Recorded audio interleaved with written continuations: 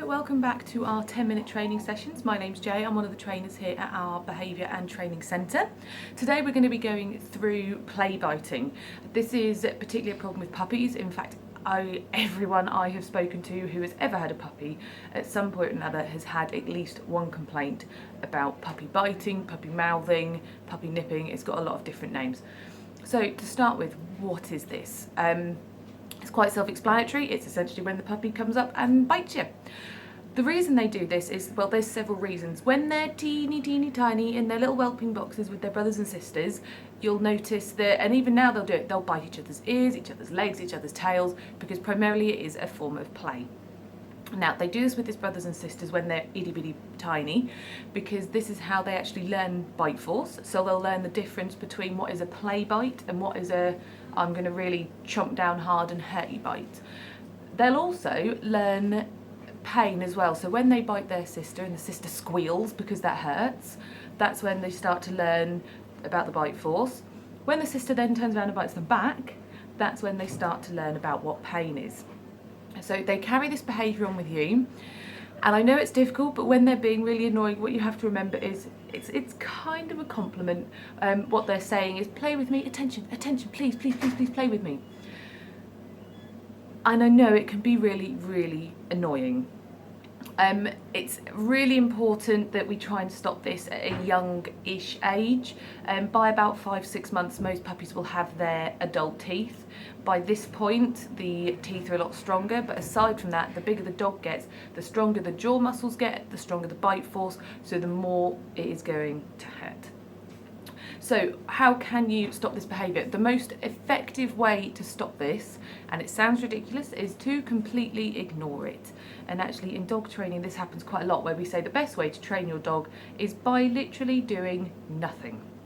So what I want you to do is every time your puppy comes up and nips you, I want you to not react at all. And by ignore, we mean no talking, no touching, no eye contact.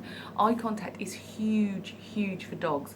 If you don't believe me, test it out. If your puppy's quite happily settled over the other side of the room, make eye contact with it, pull it a bit of a face, and 9 times out of 10 it will come charging over ready to play with you. So what we want you to do is, you're on the floor playing with puppy, puppy nips your hand. I want you to stand up. Personally, I bring my arms up here and I actually look up. The reason I look up is because puppies are really cute, and if I don't physically look the other way, I'll tend to try and steal a glance, and then made eye contact, too late, it's all gone. So if you've got one of these dogs that actually when you stand up, they're going for your trousers, your toes, your ankles, if you can just stand there and ignore it, brilliant. If it's getting to the point, particularly with some of your larger breeds, that's really starting to hurt, I wouldn't ever want you to stand there and get your ankles all scratched to bits and trousers ripped. So if that happens, what I want you to do is just to leave the room. Doesn't have to be for long, just 30 seconds to a minute. Any longer than that and puppy probably switched off and gone to do something else anyway. Then just come back in the room as normal, sit down, start playing again. Where this behaviour can get frustrating and where it can be challenging to fix is you have to do that every single time they nip you, which is a lot. Particularly in the evening, you've just got home from work and you think, oh God, I just want to sit down, I just want to relax, and all the puppy wants to do is play and then nip, bug. Please don't ever snap at them about it. Even if you think, oh, this is negative attention, so I'm telling them off, I'm pushing them off me.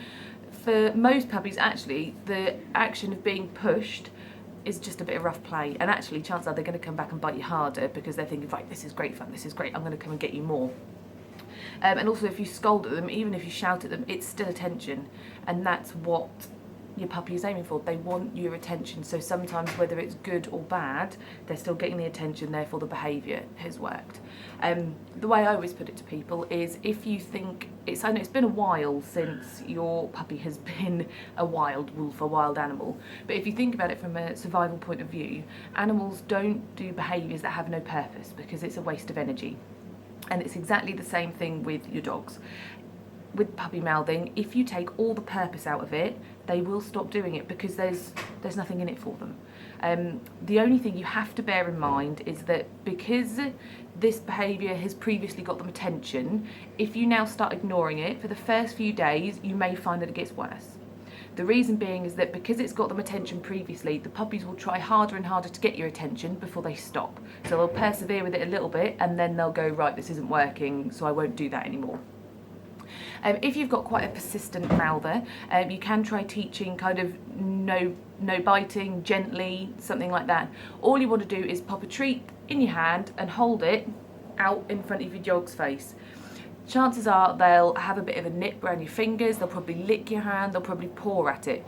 All I want you to do is just at regular intervals, just go gently, gently, and as soon as they take their face away for a few seconds, give them the treat. So what we're essentially teaching them with that is that gently means not to bite. Gently means no biting. It can also mean no licking. So if you've got a dog that likes to lick everything, put the treat in your hand and just say gently. And it can work as well if you've got a bit of a snatcher. So if you hold treats out and half your hand's gone in the mouth with the treats. So I'd do that one as well, but please, I'd say don't get kids to do that one. And if your dog is particularly mouthy or particularly strong, because the scratching at your hand can be quite painful, I've known people to even resort to putting an oven glove on just to protect your hand, and they pick it up really, really quickly. There are other things you can do to reduce play biting as well. So rough play will absolutely encourage it. And don't get wrong, there's nothing wrong with a bit of rough play. I've got a Jack Russell at home and he loves getting the rope toy and playing tug and war, and that's absolutely fine. But what you want to do is leave your hands out of it. If you've got one that's really bad, I'd leave the rougher games out until they've kind of got over it and bring them back in later. But otherwise, leave your hands out of it. Get a nice long rope toy where they can have one end. You can play a bit of tug and war, but your hands are very firmly out of the game. Because if you're pushing your dog about and rubbing their belly and being quite rough with them with your hands, they will then see your hands as the toy and they will then nip your hands in the same way they'll nip a toy. And also it can be, if they're trying to get your attention, they might just be a little bit bored, and that's not me saying, oh well, you're not looking after your puppy properly. That's me saying that it's nearly impossible to occupy a puppy, especially young dogs, 100% of the time without them getting bored, because they're such high energy animals that it's just impossible. So lots of things like puzzle toys, chews, Kongs and treat balls are absolutely brilliant. And if you're worried about their weight, what I do with mine is I get one of the treat balls and I pop his breakfast in there. So then that is an hour and a half taking him to get those biscuits out that he's playing, he's interested, and off he goes. That's pretty much it really. Those are kind of your big things. So your big things for puppy mouthing, completely ignore them, and I mean completely, every single time. Teach them gently and keep them distracted with lots of different toys, treats, and just persevere.